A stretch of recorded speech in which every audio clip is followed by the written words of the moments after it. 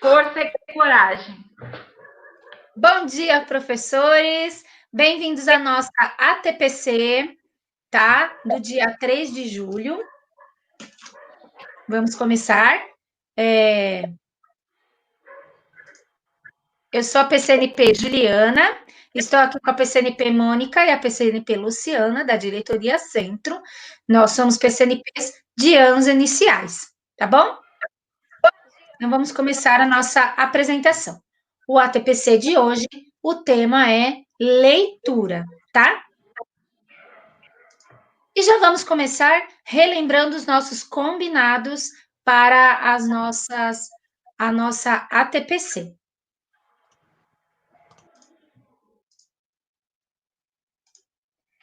Postem no chat apenas comentários relacionados às atividades propostas. A gente adora receber bom dia, ler quem está participando, mas isso enche um pouco o chat da conversa e fica um pouco difícil. Então, vamos postar aqui apenas comentários relacionados às atividades propostas. As dúvidas que vocês têm podem ser questionadas no estacionamento de dúvidas pedagógicas, assim como todas nas outras semanas. O link para o formulário do estacionamento de dúvidas está aqui na descrição do vídeo. É só rolar a página e vocês vão ver. Também tem um link da avaliação da formação, onde vocês podem postar sugestões e críticas dessa nossa formação. E os materiais referentes à formação de hoje estão também disponíveis para download. O link da pasta está aqui na descrição do vídeo, ok? Eu precisei tirar o PowerPoint que estava lá na pasta agora há pouco, mas daqui a pouco eu vou colocar, porque teve um problema aqui na parte da exibição. Se vocês também quiserem.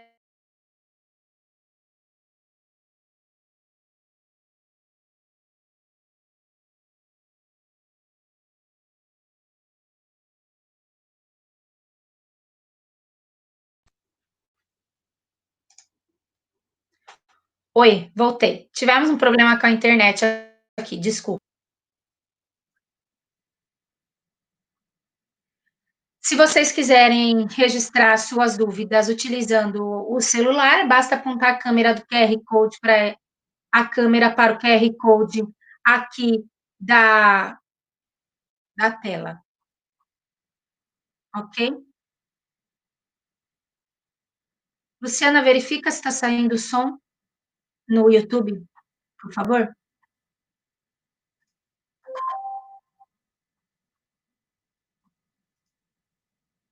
Antes de começar, a gente gostaria de contar com a sua participação numa enquete. Nós gostaríamos de saber quais são os recursos que vocês, professores, estão utilizando para mediar as suas aulas pela tecnologia com os alunos. É uma enquete bem rápida e simples, basta apontar a câmera do seu celular para esse QR Code, vai abrir um formulário e vocês clicam lá quais são as ferramentas que vocês estão utilizando para se comunicar com seus alunos e dar as suas aulas. WhatsApp, Google Classroom, plataformas digitais, materiais impressos, tá bom? A gente quer saber, porque isso vai nos ajudar para as nossas próximas formações. Os objetivos da formação de hoje são analisar um trecho de uma aula de leitura do Centro de Mídias, mais precisamente do dia 22 de junho, com a habilidade do terceiro ano, EF 35LP04, inferir informações implícitas na leitura de textos de diferentes gêneros. Refletir sobre as características de uma boa situação de aprendizagem de leitura, considerando as condições didáticas e estratégias para adequá-la ao uso de ferramentas digitais. E estudar as estratégias de leitura envolvidas nas atividades de leitura de diferentes gêneros textuais no período de atividades escolares não presenciais. Muito obrigada, mas não a parte da enquete, vocês têm que entrar no formulário, tá? Nesse formulário aqui, para responder. Aqui pelo chat não vai nos ajudar, tá bom? Porque utilizando essa enquete, utilizando esse formulário, depois a gente vai gerar um gráfico e vai ficar mais bem documentado. O chat a gente não consegue gravar, então, por favor, acessem a nossa enquete. Muito obrigada. As atividades de hoje, então, são acolhimento, análise de um trecho da aula do Centro de Mídias e o estudo das estratégias de leitura. Os materiais que nós vamos utilizar estão disponíveis para download no link aqui embaixo do vídeo, tá bom? Então, agora nós vamos para o acolhimento. Eu vou passar a palavra para a Luciana, que vai fazer uma leitura muito interessante para a gente, tá bom?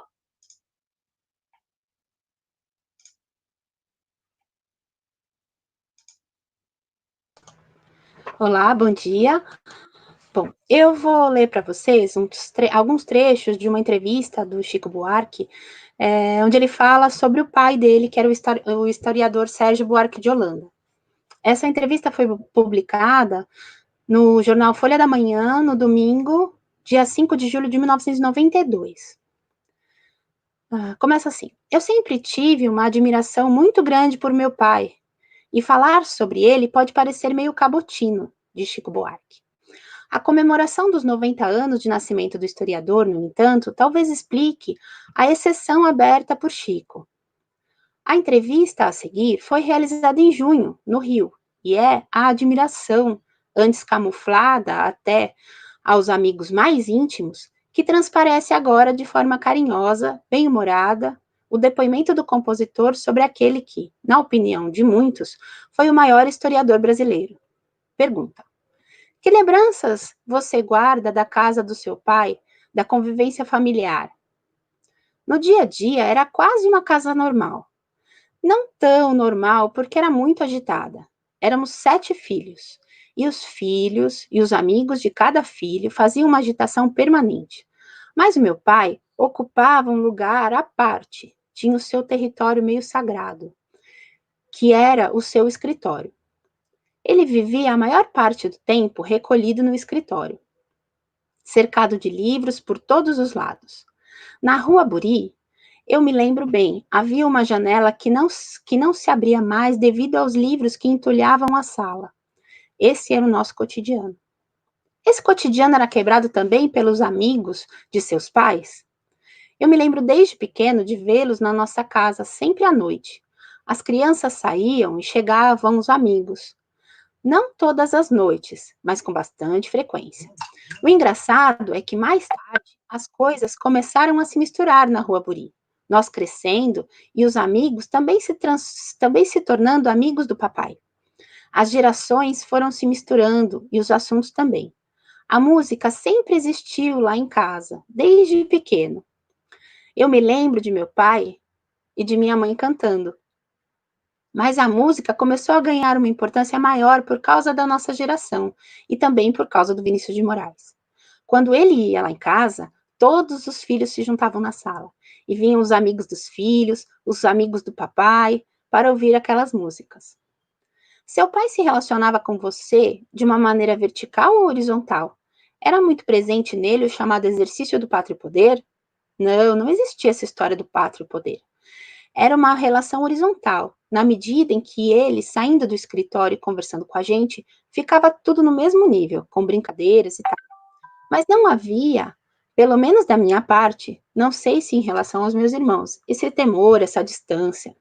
Ele ficava lá com o trabalho dele, e quando mamãe o chamava para jantar, era uma dificuldade. Sérgio, Sérgio, ela o chamava. E ele descia lá pelo 10º Sérgio. E olha que ele gostava de comer, e o jantar lá esfriando. Com certeza, ele estava concluindo algum trabalho e não queria largar. Mas quando descia, ele era outra coisa. Não ficava falando do que estava fazendo lá em cima. Na verdade, quando eu era criança, eu não sabia o que meu pai fazia. Só sei que ele trabalhava de janelas fechadas e porta aberta. Eu não entrava no escritório dele. Não sei bem quem estabeleceu isso, mas para mim, lá era o território sagrado dele. Ele ficava lá, mas ligado com o que estava acontecendo no resto da casa. O professor Sérgio tentou conduzir os filhos para uma profissão específica, para o estudo disso ou daquilo?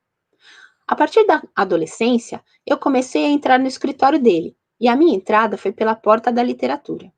Ele não impunha nada, isso nunca, mas a presença dele, daqueles livros todos, de certa forma, despertavam a curiosidade na gente. A maneira de eu me aproximar mais dele, despertavam. Desculpa. A maneira de eu me aproximar mais dele talvez tenha sido através da literatura.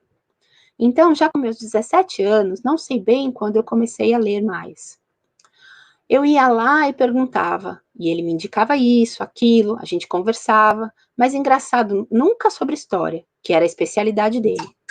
E quando a gente perguntava alguma coisa sobre história, era em função de trabalhos da escola. Mas ele era um péssimo professor para a gente, porque a gente precisava saber aquela coisa que se dava na escola. E ele entrava nos detalhes e se empolgava, entrava a fundo na matéria, de uma forma que para a gente não servia. Agora, na literatura, ele também sabia tudo, e comigo o diálogo foi constante a partir deste momento. Eu comecei a me interessar e me perguntei: eu estava mesmo interessado na literatura ou interessado, através da literatura, em me afirmar diante do meu pai? Mas na literatura, ele foi um professor. Teu pai começou a se notabilizar muito cedo com a crítica literária. Você sentiu alguma vez ele frustrado por ter deixado os estudos literários para dedicar-se à história? Por não ter se transformado num ficcionista, por exemplo? Ficcionista? Não sei.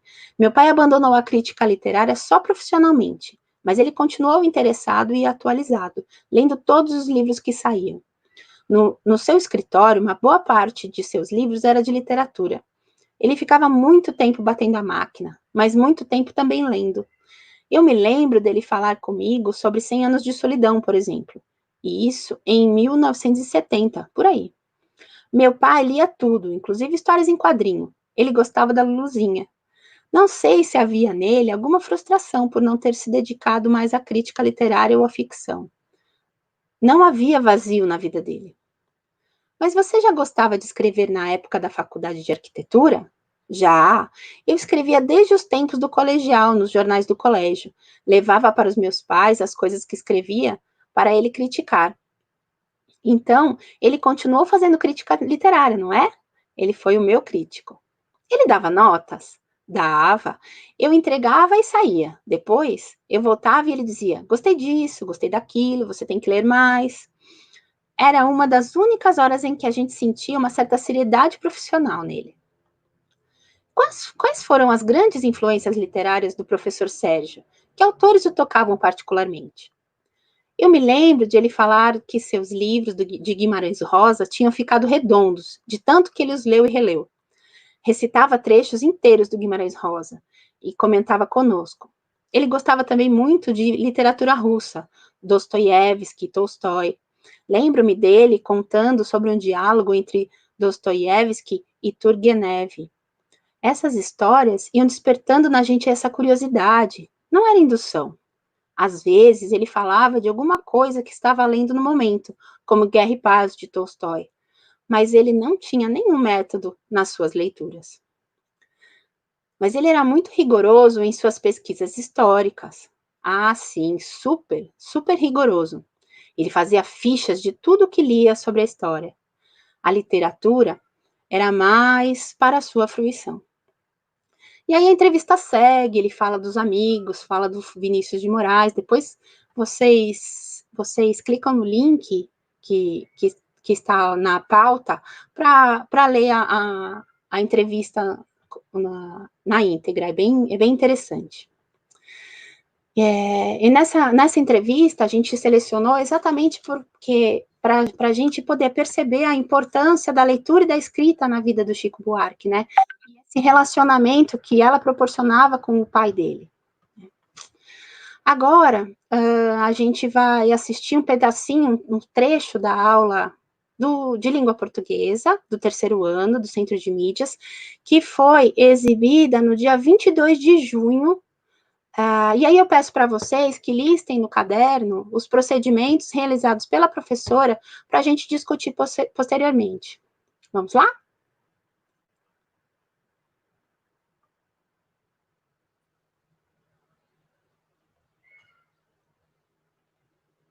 Olá, meninos e meninas, muito bom dia, um prazer estar aqui com vocês.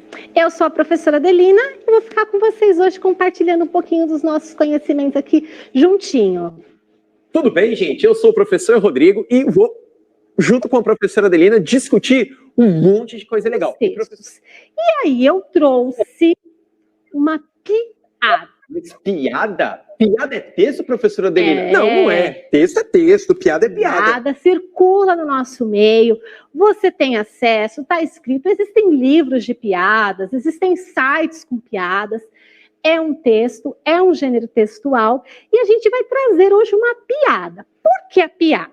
Bom, a melhor forma... A gente vai hoje fazer um estudo de localizar informações implícitas nos... Ixi, e aí, professor? Implícitas? Implícitas. Olha... Hoje eu já descobri que piada é um texto, mas eu não sei o que é implícitas. Veja bem, é você compreender o texto a partir das suas experiências. Vamos pensar nisso, porque eu sei que está difícil, está confuso, mas vamos esclarecer. O texto está lá escrito. Mas às vezes vem aquelas perguntas, principalmente nas APs, que a resposta não está lá. Não está escrita. Não é claro. Não é claro, o objetivo não está lá. Você precisa fazer uma leitura mais aprimorada, você precisa tentar compreender o texto. Piada. Vamos ler? Eu vou ler passando aqui para a gente ficar acompanhando. O menino e o presente de aniversário. O menino chega em casa, perto de seu aniversário, e diz: pai, tenho uma notícia para você. O que é? Pergunta o pai. Você não me prometeu uma bicicleta se eu tirasse 10 em língua portuguesa? Sim, meu filho. Então se deu bem, economizou um dinheirão. Olha, tem muitas informações implícitas. Implícitas. Por isso que eu trouxe a piada. A piada é o melhor jeito da gente fazer esse exercício, porque as informações não estão detalhadas, escritas, expressas. Então a gente precisa compreender. Vamos entender essa piada. Primeiro, vamos lá. Você entendeu essa piada, prof? Olha... Precisa ler de novo? O que você acha? Eu acho assim, o menino, ele chegou pro pai dele e falou: pai, se eu tirar 10 em português, você vai me dar uma bicicleta. Era isso, professora? Tá claro? Então, essa informação? Vamos lá. Ó. Pai, era isso. O pai falou, pai, se eu tirar 10, você me dá uma bicicleta? O pai, beleza, sim, meu filho. E aí passou um tempo, isso não está escrito, né? O filho responde, então se deu bem, economizou um dinheirão. Ah, peraí. Quer dizer que o pai não precisou de comprar a bicicleta? Por que será? Porque ele não tirou 10? Será? Vamos fazer o estudo desse texto? Vamos ver juntos. Nossa, aqui? Uma piada, professora. Quantas informações dá pra gente trabalhar, hein? Exatamente. Aliás, dica que fica.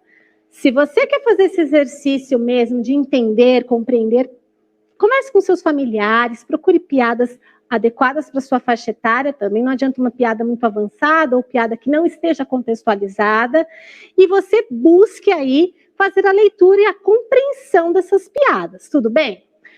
Prof, o que podemos entender a partir da fala do menino? Olha aqui a fala do menino, entre aspas, então se deu bem, economizou um dinheirão.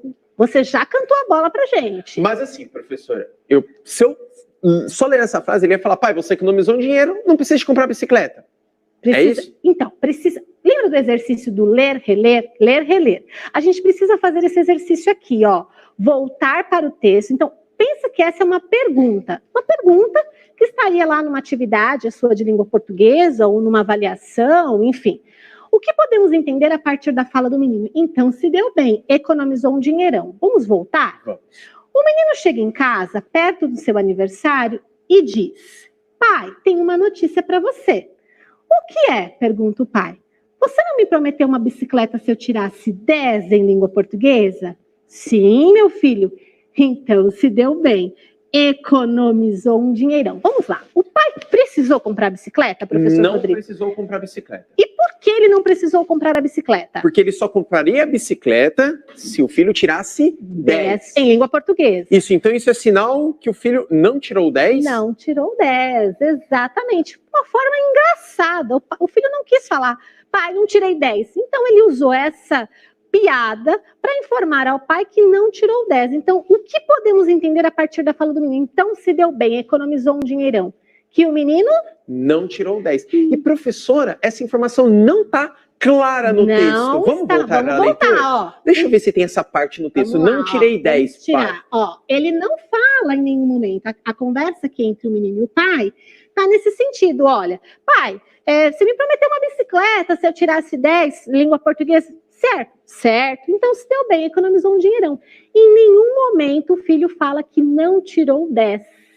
Isso. Mas está claro, assim, é implícito. Exato. Eu consigo entender. A gente vai fazer isso que a gente chama de inferência. Nem se preocupe com essa palavra. Muito grande.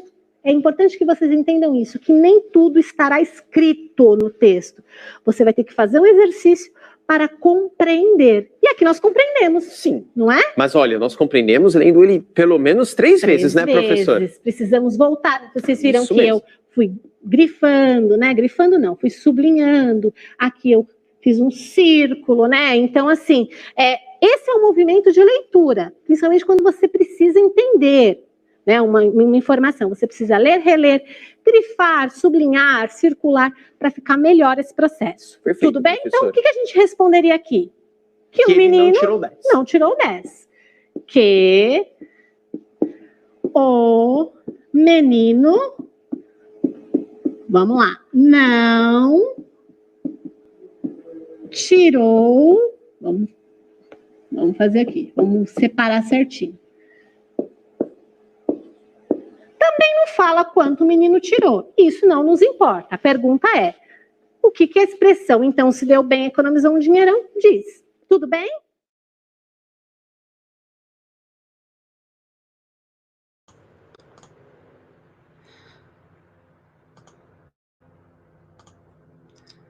Bom, nessa aula, a habilidade principal trabalhada foi a EF 35, LP 04, inferir informações implícitas na leitura dos textos de diferentes gêneros. E se você assistir a aula completa, você vai ver que não é só piada que ela consegue fazer, não é só com o gênero piada que ela consegue fazer essa atividade, ela vai ler outros textos, inclusive de matemática, de situações problema. É bem interessante.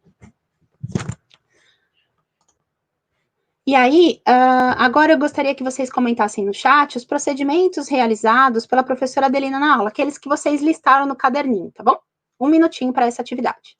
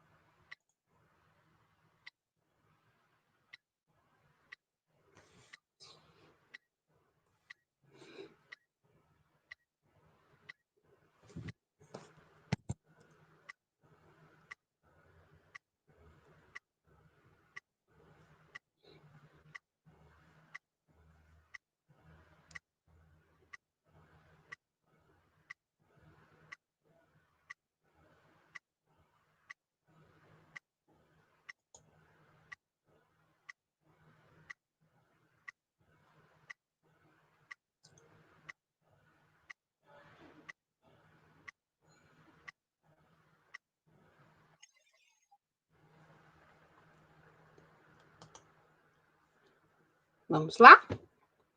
A professora Débora comenta, leitura, grifando o texto e fazendo questionamentos. Isso mesmo, professora Débora. Ela grifou várias vezes o texto, né? A professora Raquel está dizendo aqui, contextualização, exemplificação e análise. Isso mesmo. A professora Tati, leitura e releitura do exercício. Isso mesmo. Ela voltou ao exercício toda vez que ela precisou tirar alguma dúvida, né? A professora Débora, isso meu, professora Débora. Leitura, grifando o texto e fazendo questionamentos, isso mesmo. Então, vamos voltar aqui. Né? Então, aqui agora eu vou relacionar para vocês os procedimentos realizados nessa aula, né? Então, ela se apresentou, né? Ela e o professor Rodrigo, eles se apresentaram.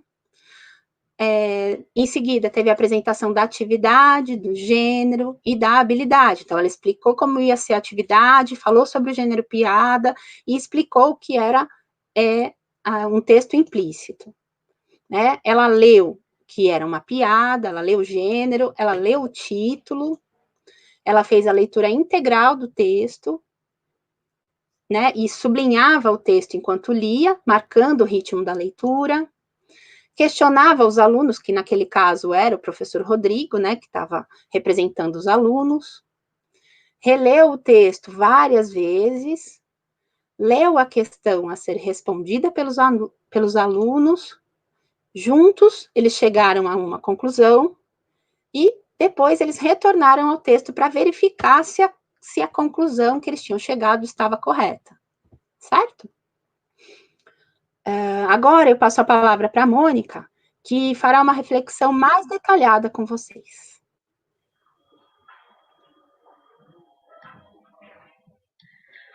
Bom dia. Então, vamos lá, né? Pensando no aprofundamento da nossa análise, vamos refletir um pouquinho sobre a prática trabalhada, desenvolvida nesta aula, né? Vamos pensar, então, verificar um pouquinho mais sobre o que e como nós vamos fazer para garantir a compreensão da leitura.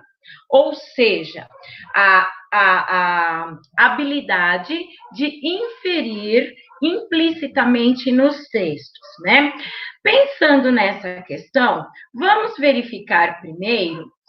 Vocês viram que a professora fez toda uma apresentação, se colocou ali na aula, falou do professor, trouxe a habilidade. Por que será? Eu vou começar com a ajuda de vocês. Nós vamos analisar por que será que os nossos professores, que a professora Adelina realizou a sua apresentação. E por que também, qual foi a intenção da professora ao... Luciana, você pode pôr a perguntinha para mim, por favor?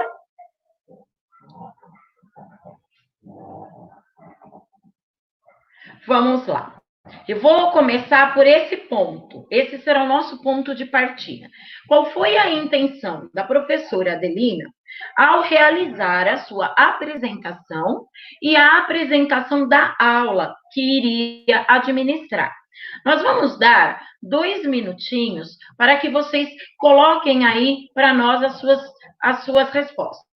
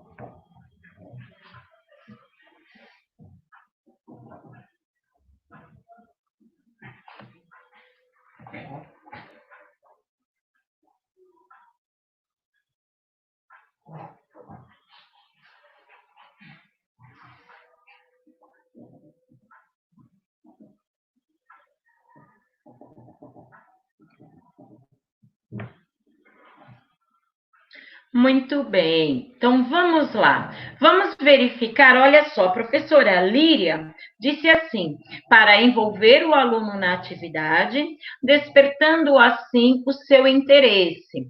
Joia, professora, exatamente isso. A Vanessa comentou o seguinte, antecipar os conhecimentos. Isso mesmo, professora. Quem mais? A professora Tati diz que apresentar aos alunos o objetivo, conteúdo da aula que será proposta. Muito bem. A professora Sônia diz que, ao se apresentar aos alunos, estabelece a comunicação, o aspecto emocional, respeito ao ouvinte.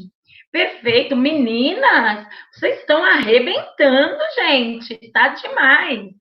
Olha, exatamente. E tudo isso que vocês colocaram aí, e tem muito mais no chat, viu? Tá maravilhoso esse chat, tá bombando, isso mesmo. Tudo isso faz parte do quê? Da contextualização da aula. A professora precisa fazer tudo isso para contextualizar o momento, tá?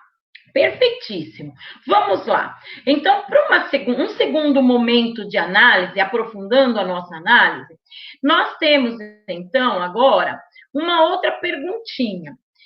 Qual era a intenção da professora ao perguntar para o Rodrigo, que lá fazia o papel de aluno, por que será que o pai não precisava comprar a bicicleta? Por que ele fez essa pergunta?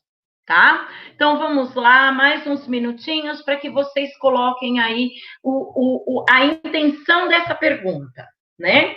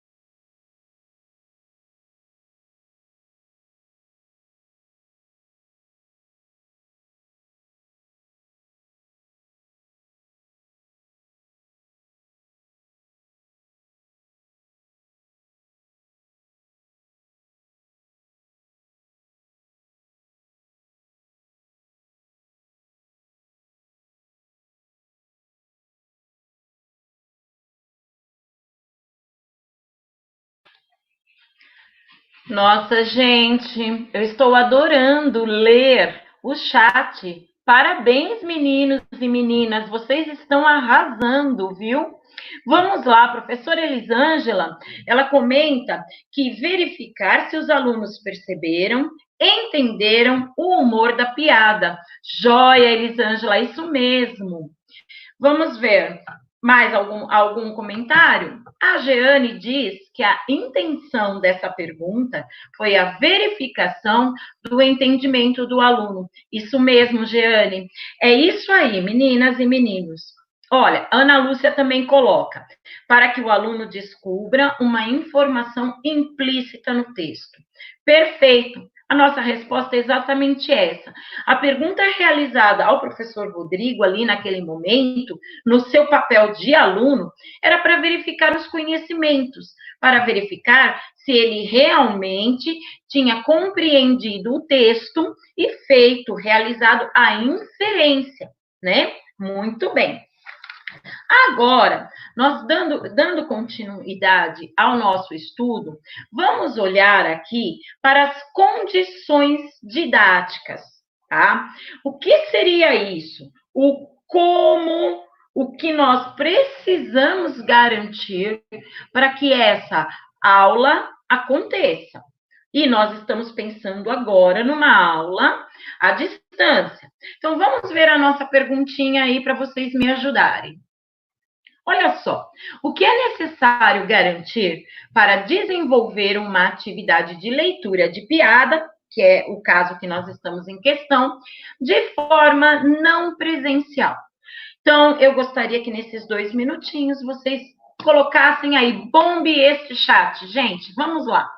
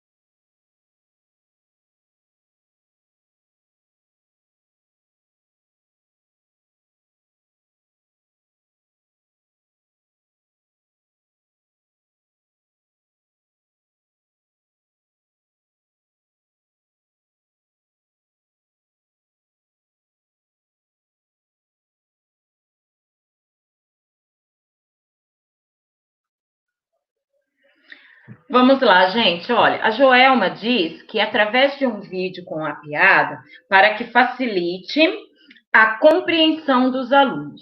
Tá, pensando nas nossas condições didáticas, então, vamos aqui apontar o seguinte: nós precisaríamos, toda condição didática, toda aula, ela precisa ter a condição didática, garantir o que vamos desenvolver e como vamos desenvolver.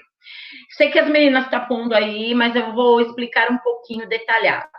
Quais eram as nossas questões? Garantir que todos tivessem o acesso ao texto, né? Seja ele de uma maneira virtual ou lá na televisão, era que todos tivessem o texto.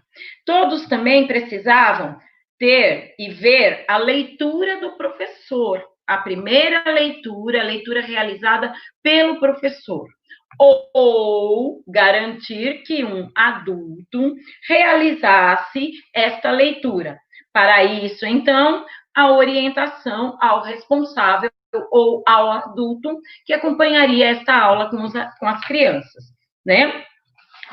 Bom, vamos lá. Nós temos também, eu vou agilizar um pouquinho, né? Nosso tempo está bem em cima já. Vamos lá. Nós temos uma outra questão, analisando aqui, que seria, então, quais as... Põe aí, Lu, a perguntinha.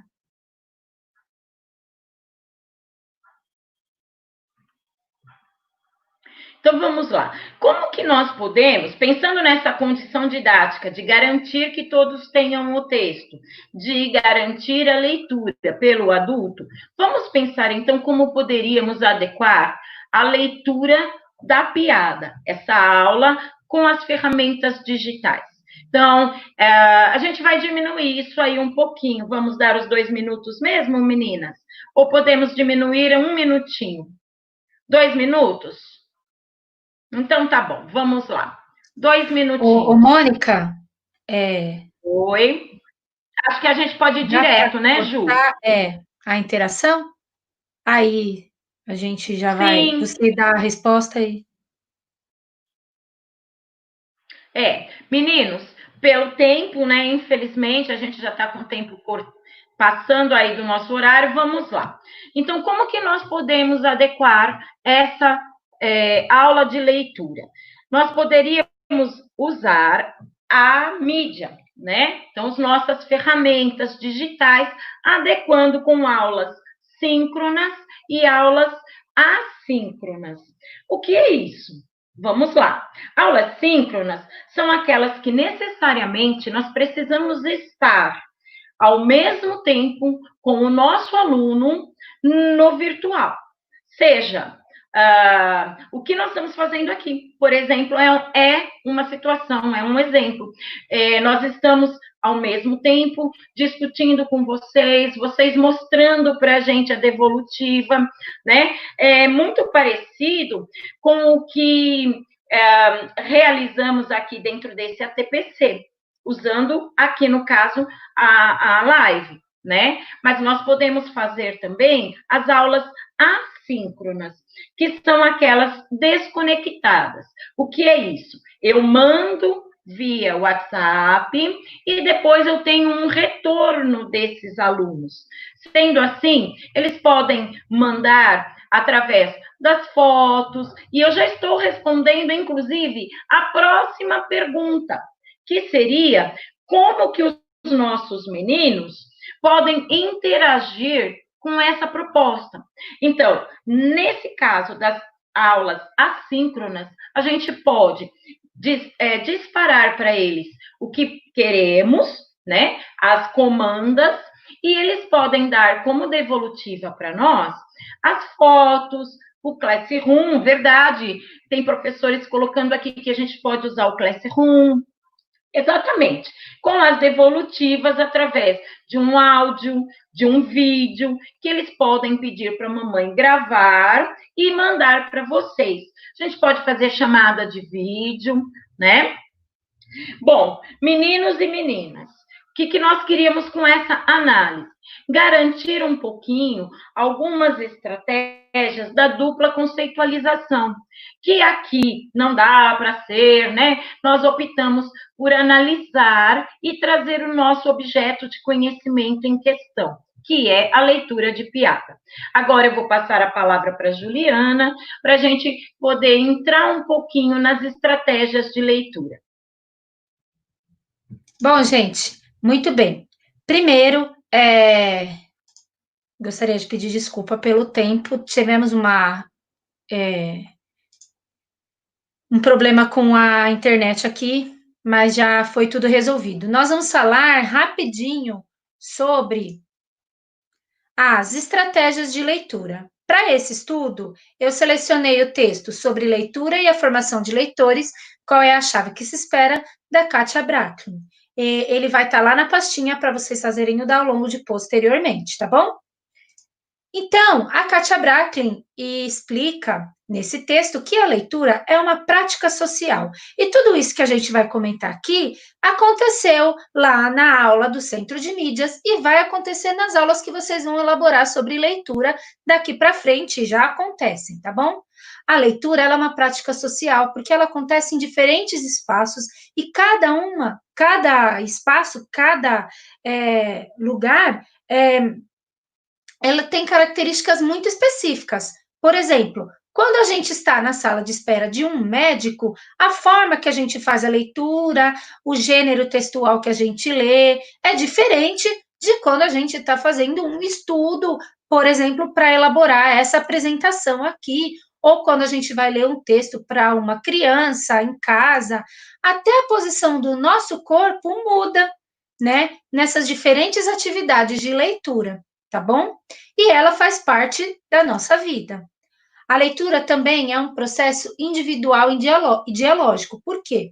A partir da natureza dos processos de leitura, nós podemos dizer que nós entendemos um texto de maneira individual e pessoal. Então, isso é particular de cada um.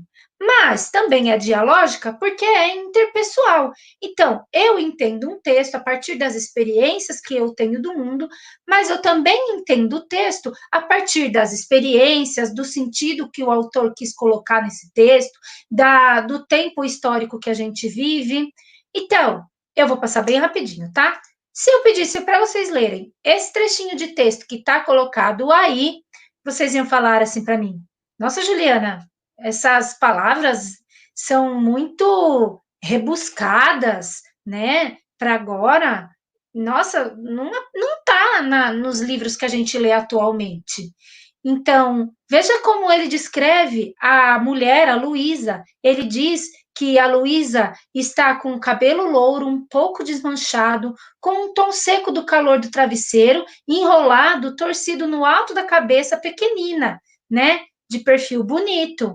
Vocês vão falar, mas esse texto está um pouco diferente. Agora, se eu disser para vocês que esse texto são os primeiros parágrafos do Primo Basílio, de José de Alencar, que foi produzido em 1878, as coisas começam a fazer sentido. Ah, é claro, final do romantismo, início do realismo, né? As palavras eram rebuscadas, o autor português tinha muita descrição nos textos, e assim vai indo. Para a gente entender um texto, a gente precisa criar um relacionamento com essa leitura, e é esse relacionamento que vai nos possibilitar a compreensão dos sentidos de texto, mas também o relacionamento que esse texto tem com o autor, os sentidos que ele quis dar, o que ele quis nos comunicar, e o momento histórico em que esse texto foi produzido. Tudo bem? Eu vou falar um pouquinho para vocês sobre o letramento e a leitura, né? Hoje, nós trabalhamos com a alfabetização dos nossos alunos atrelado ao letramento, tá? Nós não fazemos isso de forma separada. Senão, a gente ia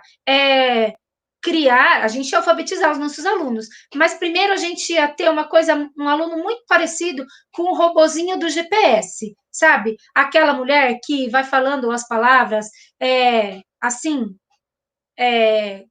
de forma descontextualizada. Por exemplo, ela diz pra gente, vire à direita, mas se você não virar à direita também, ela não vai dizer para você, ei, eu falei que era para virar à direita, tá vendo? Agora eu vou ter que recalcular todo o caminho, né? Ela não se relaciona com a gente, ela simplesmente diz, ela é um robozinho. Como a gente faz o letramento junto com a alfabetização, os nossos alunos, eles já aprendem a ler, se apropriando também dos usos da leitura e da escrita nas diferentes práticas sociais da sua vida. Por isso que a gente alfabetiza com textos de memória, como as parlendas e textos que fazem parte da realidade dos nossos alunos, como as cantigas, por exemplo, tá? Um leitor competente, como eu e vocês, são aqueles que utilizam a linguagem escrita em diferentes circunstâncias de comunicação, que se relacionam com a leitura e com a escrita muito bem, e mobilizam estratégias e procedimentos de leitura que são característicos dessas práticas sociais, as quais ele participa, utilizando no processo de construção e reconstrução do sentido do texto. Veja bem, então, a gente não lê, não decodifica apenas um texto quando a gente vai fazer uma leitura, ou quando a gente ensina para o nosso aluno a fazer uma leitura. A gente interage com isso, a gente compreende, a gente mobiliza diferentes estratégias e usa diferentes procedimentos e objetivos para fazer a nossa leitura. Então, agora a gente vai para as estratégias, tá bom? Quais são as estratégias de leitura que estão lá listadas pela Katia Bracklin nesse texto? A primeira delas, ativação do conhecimento prévio. Então, quando a gente vai fazer uma leitura de algum texto, qualquer que seja ele, a gente começa a pensar o que a gente conhece sobre todos os aspectos desse texto. Vamos pegar lá o exemplo da professora Adelina na leitura da piada. A primeira coisa que ela fez na aula foi dizer: hoje nós vamos ler uma piada. Quando ela diz, hoje nós vamos ler uma piada, o que a gente automaticamente começa a fazer? Né? O nosso cérebro começa a fazer piada. Piada é uma coisa engraçada. Então, provavelmente, ela vai ler esse texto e, no final, vai ter alguma coisa engraçada. Eu conheço várias pessoas que contam piada, né? Eu assisto vários vídeos de piada, eu já li várias piadas. Bom, se é uma piada para o terceiro ano, realmente vai ser uma piada mais leve, adequada ao contexto da aula. Então, a gente vai ativando tudo que a gente conhece sobre piada, sobre autor, sobre o contexto de produção desse texto, para iniciar a nossa leitura. A segunda estratégia é a antecipação de informações, que também tem um pouco a ver com a ativação do conhecimento prévio. Aliás, vocês se lembram quando a gente cursou Letra e Vida, há alguns anos atrás, e a gente aprendia estratégias de leitura? A gente também aprendia que, antes de ler um texto, a gente podia usar os seguintes procedimentos. A gente lia o título e questionava os alunos: o que será que vai se tratar nesse texto? Ou eu vou ler esse personagem, eu vou ler um texto desse autor, o que será que vai se tratar aqui? Né? Então, a gente vai antecipando, vai criando hipóteses do que talvez aconteça durante a leitura desse texto. E na aula da Adelina, não foi diferente. Quando ela leu O Menino e o Presente de Aniversário, a gente já pensou, bom, é uma piada, então provavelmente vai ser alguma coisa engraçada sobre um menino e um presente de aniversário. Será que ele vai ganhar o presente? Será que ele vai dar o presente? Será que ele não vai ganhar o presente? Enfim, a gente cria várias hipóteses, a gente vai antecipando. Realização de inferências. Então, isso ficou bem claro na aula da professora Adelina, tá? A gente realiza inferências quando a gente lê para além do que está escrito nas palavras. A gente entende o que as palavras nos sugerem. Então, lá na atividade da professora Adelina, quando ela conversou com o professor Rodrigo, dizendo, por que será? E ele complementou que o pai não comprou a bicicleta. Por que será que o pai não comprou a bicicleta? Por que será que ele economizou um dinheirão? Ele não comprou a bicicleta. E por que ele não comprou a bicicleta? A gente deduziu as palavras, o texto nos sugeriu que o menino não tinha tirado 10 em língua portuguesa, certo? Outra estratégia de leitura é a localização de informações no texto. No caso da aula da professora Adelina, a gente não mobilizou essa estratégia, tá? Isso a gente deixa para uma atividade mais de um texto informativo, quando a gente quer pegar algumas informações explícitas e que estão claras lá no texto. Por exemplo, quando eu li esse texto da Kátia Bracklin para selecionar informações que eu ia falar para vocês, eu fui destacando as informações explícitas que eu precisava comentar com vocês. Outra estratégia de leitura é a verificação das inferências e as antecipações realizadas. Então, lembra, lá no começo, quando a gente começou a ler a piada e a gente pensou, bom, acho que vai falar alguma coisa engraçada sobre um menino, um presente de aniversário que ele ganhou ou que ele vai dar.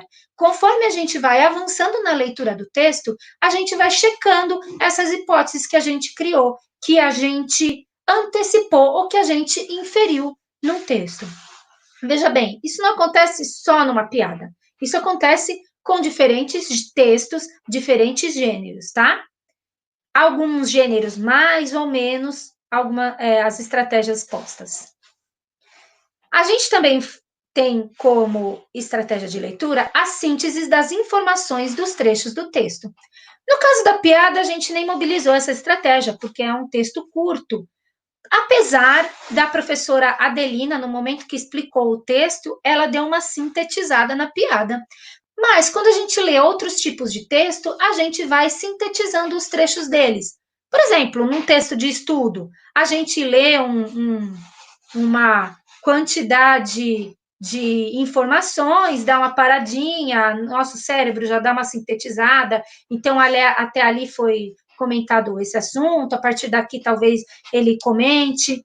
Nosso cérebro ele vai alternando essas estratégias de forma tão rápida que às vezes a gente nem tem consciência de que elas vão acontecer.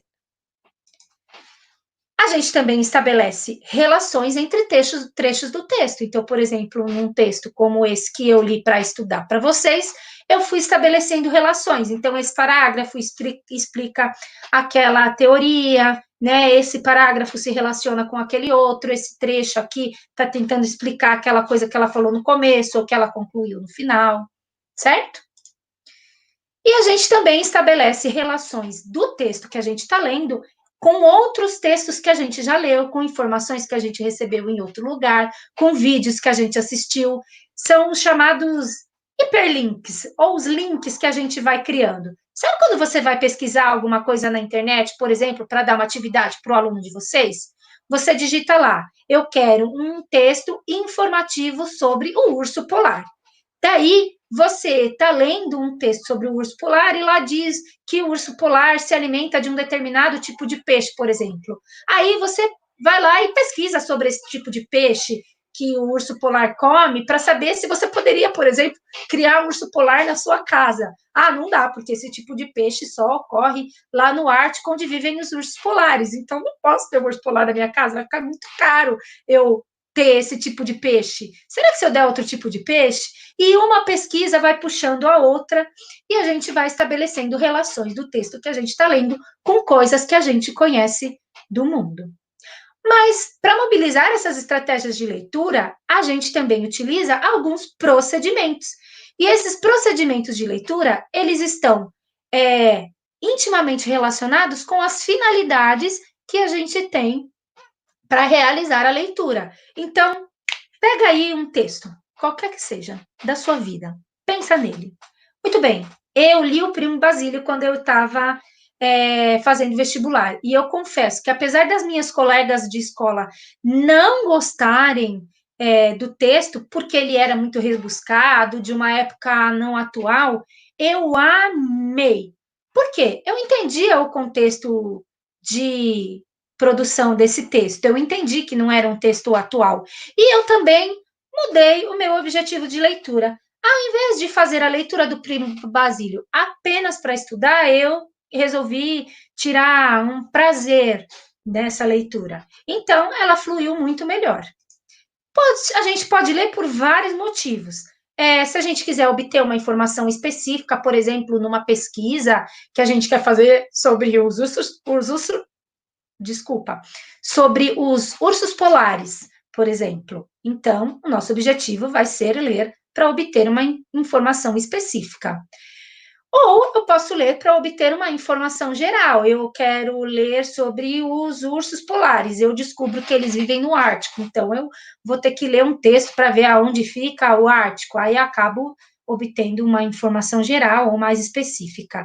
Eu posso ler para seguir instruções de montagem, de orientação geográfica. Por exemplo, se eu quiser saber o caminho da minha casa até o meu trabalho, eu posso utilizar o GPS ou eu posso digitar antes no Google Maps e aí vai surgir um texto das orientações que eu tenho que seguir, por exemplo, ou de uma receita que eu quero fazer. Eu posso ler para aprender sobre os procedimentos de leitura. Eu vou ler, então, esse texto para aprender os procedimentos de leitura. Eu posso ler para revisar um texto, certo? Então, se a minha amiga escreveu um texto e ela fala, Juliana, lê aí para mim para ver se está entendível. Eu posso ler com esse objetivo. Eu posso ler para construir um repertório, para produzir outros textos. Então, eu quero produzir uma poesia sobre os ursos polares. Eu preciso estudar sobre os ursos polares para poder produzir essa poesia. Eu posso ler para apresentar oralmente um texto a uma audiência, por exemplo, numa leitura dramática, por exemplo, quando eu vou ler, eu vou fazer essa apresentação para vocês, tá bom? E eu posso ler para praticar a minha leitura em voz alta, certo? E também para verificar se eu compreendi aquele texto. Procedimento que a professora Adelina utilizou na aula. Ela releu o texto para verificar se ela tinha compreendido. e também pelo prazer estético, que nem eu falei para vocês que eu li o Primo Basílio quando eu estava fazendo vestibular. Para cada um dos objetivos de leitura que a gente tem, para as finalidades, a gente utiliza diferentes formas de leitura. Então, quando eu vou ler um texto para o prazer, né, para ter prazer estético, é diferente da forma que eu vou ler um texto de uma receita para fazer um bolo, por exemplo. E aí existem alguns procedimentos aqui, tá bom? Eu posso fazer uma leitura integral desse texto. Quando eu vou ler um texto literário, por exemplo, eu tenho que ler do começo até o final. Eu posso fazer uma leitura inspecional, por exemplo, para fazer essa apresentação para vocês, eu precisei selecionar vários textos sobre estratégias de leitura, textos que eu conhecia, textos que eu não conhecia. Eu fui selecionando, deixando todos eles abertos na tela do meu computador, e depois eu fui selecionando aqueles que faziam mais sentido para a minha apresentação, que tinham uma linguagem melhor, que explicavam melhor o que eu queria dizer para vocês, por exemplo. Eu falo muito por exemplo. Eu posso fazer uma leitura tópica para identificar algumas informações pontuais no texto, quando a gente quer localizar um verbete num dicionário ou numa enciclopédia, né? Eu quero só achar urso polar na enciclopédia. Então, eu não vou ler a enciclopédia inteira para achar o urso polar. Eu vou direto na letra U, em ordem alfabética, localizo o urso polar. A gente nem usa mais enciclopédia, né? Mas, se a gente for ler um dicionário, por exemplo, a gente pode utilizar um procedimento de revisão de texto, por exemplo. Quando eu for ler um texto que a minha amiga escreveu, para eu revisar, eu vou ler um trecho, eu vou voltar, eu vou verificar se aquela informação colocada ali por ela está tendo sentido, se o leitor vai conseguir entender essa informação do jeito que está colocada, se aquela palavra foi a mais adequada. Não é isso não é esse procedimento que a gente utiliza? Eu posso fazer uma leitura item a item, por exemplo, numa receita. Quando a gente vai preparar um bolo, a gente geralmente leva o livro de receitas lá na cozinha, por isso que ele fica sujo de farinha, ou o tablet ou o celular, a gente lê um ingrediente, separa, outro ingrediente, separa. Um modo de preparo, realiza. Terminou? Lê o segundo modo de preparo, realiza. Certo? E eu posso fazer uma leitura expressiva. Quando fazer uma leitura dramática, ou quando fazer a leitura inicial para os meus alunos, eu cuido da entonação, do volume, da velocidade da minha voz, tudo isso durante a minha leitura. Pensando nas estratégias e nos procedimentos de leitura, qual é a tarefa que cabe a nós da escola? Então, hoje, a finalidade da escola é formar alunos que sejam capazes de exercer a sua cidadania, que sejam capazes de entender a sua realidade social e agir sobre ela efetivamente. Então, gente, eu não posso ensinar o meu aluno a ler como um robozinho do GPS. Ele não pode só decodificar o que está escrito lá, ou codificar, né? Ele tem que entender o texto. Ele tem que se relacionar com esse texto. E a nossa função como professor é extremamente importante, é fundamental. Eu, professora, sou a adulta, né, da situação. Sou eu que tenho que conhecer a natureza do processo de leitura. Eu que tenho que conhecer os procedimentos e as estratégias de leitura, as finalidades da leitura em diferentes gêneros textuais, os diferentes procedimentos para cada gênero textual, por exemplo, para cada situação de leitura, para cada situação comunicativa, e ensinar isso aos meus alunos, mas de forma construtiva, para que ele construa esse conhecimento, e não como uma aula expositiva apenas, certo? Desculpem pela rapidez que eu passei por esse texto, mas ele vai estar disponível lá para vocês na pastinha dos materiais, tá bem? Bom, só retomando aqui o último item, Os conteúdos de ensino relacionados à leitura, eles são os mesmos para os diferentes ciclos e níveis de ensino. Então, eu posso ensinar o meu aluno a inferir uma informação implícita num texto desde o primeiro ano. Eu não preciso esperar chegar no terceiro ano para quando ele estiver alfabético ou alfabetizado para começar a trabalhar determinadas estratégias de leitura. Eu posso fazer isso a qualquer momento, em qualquer ano. Eu só vou deixando mais fácil ou mais difícil de acordo com a idade do meu aluno. É claro que aquela piadinha do menininho e o presente de aniversário numa turma de sexto, sétimo, oitavo ano já ficaria muito fácil, muito simples para os alunos compreenderem. Poderia ser uma piada um pouco mais complexa, por exemplo. E agora eu quero lançar para vocês um desafio, tá bom? Vai ser muito legal de vocês realizarem esse desafio. E ele não é obrigatório, mas se vocês quiserem fazer, nós ficaríamos muito agradecidas.